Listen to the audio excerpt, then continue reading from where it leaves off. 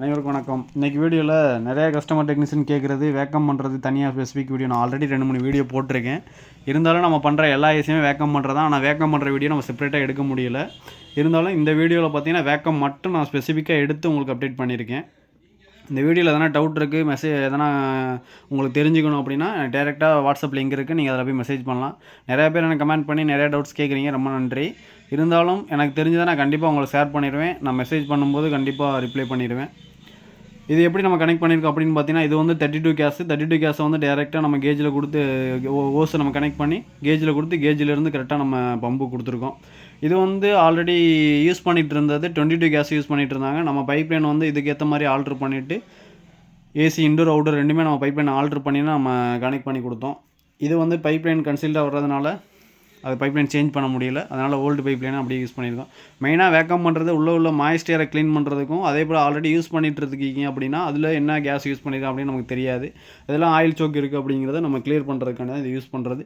இன்னொன்று main advantage, நமக்கு vacuum பண்ணும்போது லீக் டெஸ்டிங் நம்ம கரெக்டாக லீக் தெரிஞ்சுக்கலாம். சப்போஸ் லீக் இருக்குது அப்படின்னா உங்களுக்கு வேக்கம் நிற்காது.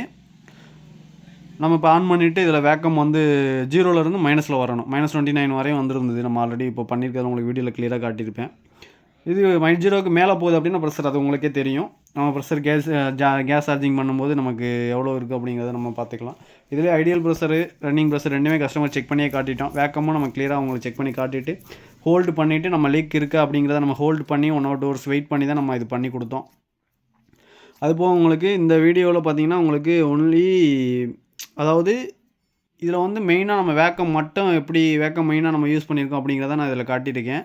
மற்றபடி இன்ஸ்டலேஷனோ இல்லை வேறு எதுவும் இதில் நான் உங்களுக்கு இன்ஃபார்ம் பண்ணல. இதில் வந்து உங்களுக்கு மெயினாக கேஸ் ஓப்பன் பண்ணுறதுக்கு முன்னாடி வேக்கம் பண்ணிவிட்டு ப்ரெஷரை நம்ம வேக்கமை ஹோல்டு பண்ணி லீக் எதுவும் லீக் இருக்கா அப்படிங்கிற. ஏன்னா அப்போ வேக்கம் நிற்கல அப்படின்னா லீக் எங்கேயாவது இருக்கும், நம்ம ப்ரெஷர் கொடுத்து செக் பண்ணி மறுபடியும் லீக் டெஸ்ட் அரெஸ்ட் பண்ணுற மாதிரி இருக்கும். லீக் டெஸ்ட் பண்ணி எங்கே லீக் இருக்குது அப்படிங்கிற அரெஸ்ட் பண்ணுற மாதிரி இருக்கும். அதுக்கப்புறம் நம்ம வேக்கம் ஒரு கரெக்டாக மேக்ஸிமம் ஒரு 20 minutes 15 minutes போட்டாலே போதுமானது. நியூ ஏசிக்கெலாம் மேக்ஸிமம் ஒரு 10 minutes போட்டாலே போதும். வேக்கம் பண்ணிவிட்டு அதுக்கப்புறம் நம்ம ப்ரெஷர் கொடுத்து இதில் கேஸ் ஓப்பன் பண்ணி ஐடியல் செக் பண்ணோம். ஐடியல் கரெக்டாக இருந்தது. அதுக்கப்புறம் நம்ம ரன்னிங்கும் செக் பண்ணோம். ஆன் பண்ணி ரன்னிங்கும் செக் பண்ணி கஸ்டமருக்கு கரெக்டாக ப்ரெஷர் என்ன எவ்வளோ கான்ஸ்டன்ட்டாக நிற்கிது அப்படிங்கிறதையும் நம்ம கஸ்டமர்கிட்ட காட்டணும். இது 22 கேஸ்னால, இது 32 கேஸ்னால உங்களுக்கு 22னா பழைய மாடல் டைப், இது உங்களுக்கு பழைய கேஸ் தெரியும். 22லாம் மேக்ஸிமம் 60 70 நிற்கும். இது வந்து 32 410 பார்த்தீங்கன்னா உங்களுக்கு 130 140 நிற்கும். நான் உங்களுக்கு இது ஐடியல் ப்ரெஷர் ரன்னிங் ப்ரெஷர் ரெண்டுமே வீடியோவில் காட்டியிருக்கேன். இது வந்து 210 உங்களுக்கு பேனாசோனிக் 210, இதில் வந்து 1/2 inch கோட்டஞ்சி பைப் லைன் தான் யூஸ் பண்ணியிருக்கோம். நம்ம ஆல்ரெடி யூஸ் பண்ணியிருந்தது அவங்க 210 வேறு ஏதோ பிராண்ட் யூஸ் பண்ணியிருந்தாங்க. அது வந்து 5/8 யூஸ் பண்ணியிருந்தாங்க. நம்ம இந்த பைப்பை வந்து அதுக்கேற்ற மாதிரி ஆல்ட்ரு பண்ணி சால்ட்ரிங் பண்ணி நம்ம பண்ணி கொடுத்தோம்.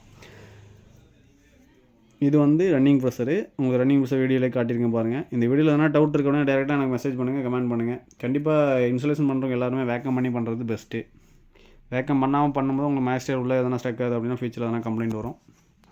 தேங்க்யூ.